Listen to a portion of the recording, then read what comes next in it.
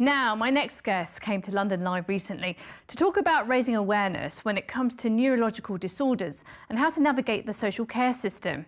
Bobby and his wife Sylma launched the Bobby and Steve Foundation after Bobby's twin Steve caught long-term COVID and is unable to speak or move. The charity aims to help other families who find their loved ones in similar situations to Bobby and Sylma's. I caught up with them earlier to find out more. For those who don't know, me and Steve are DJs since 1984. In 2020, March 2020, we both got diagnosed with COVID before lockdown. I went in a coma, I came out, I was fine. Steve went in for 21 days and he was, unfortunately, when they took him off the sedation, off the ventilator, he was diagnosed with a very rare brain injury called Acute Hemorrhagic Leukoencephalitis. 4.5 years on later, he's still in the same prognosis. He's in a neurological care home. And then just what we've learned throughout the 4.5 years of navigating through this journey, it was important for us to give back and help other people because of what we saw some flaws in the system, you know. So that's why we thought, what can we do to help others going through this? And that's where the Bobby and Steve Foundation came in.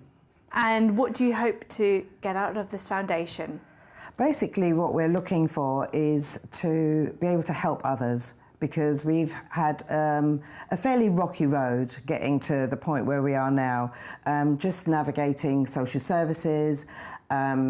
Steve's wife, Julie, she had a really hard time sometimes, just being led down the wrong path by the wrong people.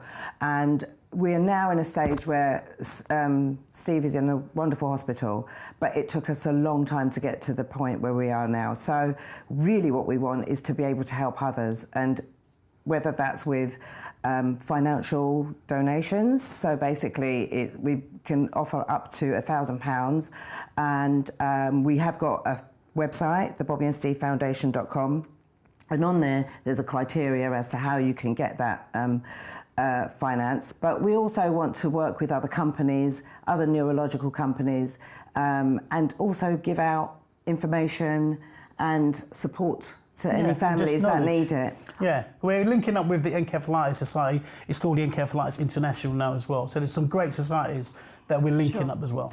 I guess when you were going through this difficult time, you came across other families, right? Yeah. And did they have as much support? What was it like? No, well, there was a lot of media attention with us back in 2020 because of Steve's case, very rare diagnosis, and we did have a lot of people reach out. You know, so you got to learn that there was a lot more people who families, loved ones had bilateral strokes by being, you know, in a coma for so long and everything else, reaching out and, you know, saying, oh, we didn't get this, we didn't get that. It's not so much complaining, it's more like, you know, we're not here to throw shade on the government or nothing like that. It's just about, we know that if 50% of the time, we could have saved 50% of our energy if we had the right place, resources to go. And we're not saying we're going to be the hub for people to come to, but we're going to help and be, you know, and help that situation for other people.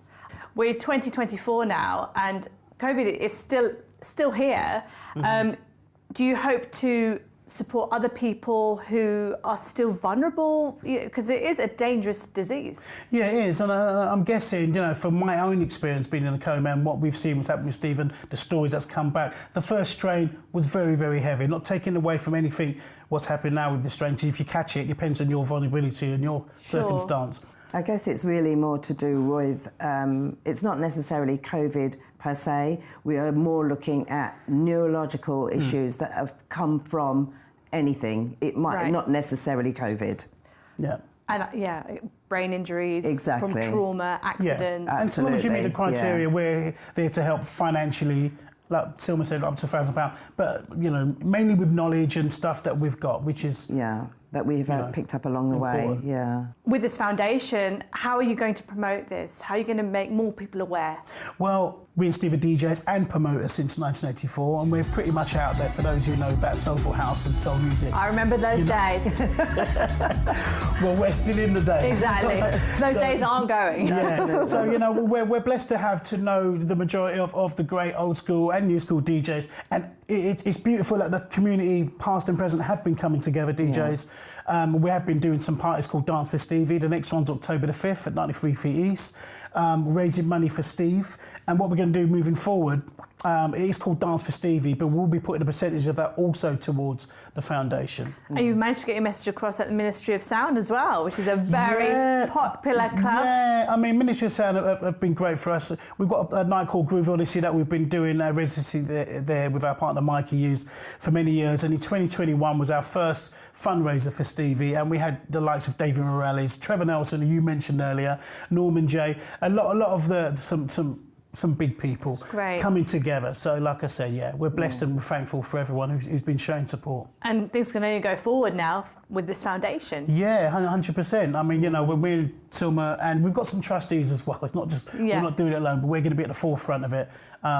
And just doing our best to help others because, yeah, we're givers and the world just needs a lot more people to come together and just help. So we're just doing what comes and feels naturally for us. And how is your brother doing right now? Steve's been diagnosed with a very, very rare brain injury called Acute Hemorrhagic Leukoencephalitis. And he's left for now, in a condition called prolonged disorder of consciousness, which means he can't talk, he can't move, he can't feed himself. He's been fed with a tube. But that said, he hasn't declined in 4.5 years. It could be a lot worse, do you know what I mean? But Steve's doing really well. He's looking great. And he does make some sounds now in the last year. When we go to visit him, when we walk in and he's in his chair and he's quiet, we don't touch him for any physical stimulation. We say, "Hi, Steve," da, da, da, da. Within a minute, he goes, he's in there. Yeah, you know, he's in there and he can recognise us. And so he's improving. That's really good. Yeah. I'm sure he's so proud of what you both are doing as well. Yeah, I believe he is. We're proud of each other all the time. Definitely. And, you know, where do you see this foundation going in, say, 5 years' time? Gosh, our hopes and dreams are big. It's good to have big dreams. Yeah, absolutely. But do you know what? I think for us, what we really want is if in 5 years' time we have helped even 5 families, we'd be really happy. It really is for us about making sure that we get the foundation in a stage where we have got the finance to help others, because we know that not all charities are able to help out financially. And I just think with the platform that Bobby and Steve have got, it will be great if we're in a situation where we know that we can help others as much as we possibly can. So that's really our hope, just to be able to provide support, information, knowledge, point people in the right direction even. With what's happened, Steve, and the journey you're going through, have you met any inspiring families? We have met a lot of inspiring families, especially where Steve is, in Hazelmere, at his care home. You know, it's a neurological care home, and you know, just seeing some of the ages as well. You know, it's not an old people's home; it's neurological. So everyone and anyone is affected by neurological injuries. And also, we became members of the Encephalitis Society. In 2022, was invited to speak at their conference, My Brain, My Story, in Birmingham, and we met so many families there, and that was also inspiring for us. I believe which sparked a little spark as well to go forward and do what we're doing for the foundation. You were also in an ITV documentary about Steve. Do you think that there are some cracks in the social care system? Yes, definitely. We definitely found that there are broken links. It's not quite so tied together as we thought it would be, just on the assumption that we found ourselves in the situation that we did, which people find every day. You know, there's going to be an accident or someone's going to find themselves in a situation where they need that help, that social care side. And that really didn't gel as well as we thought it would have. So for sure, when we spoke on that documentary, it was very much around the fact that there should really be a point of contact that you can go to and get the answers that you need. That was Bobby and Sylma there speaking about their foundation, and you can find out more on the website, which is thebobbyandstevefoundation.com.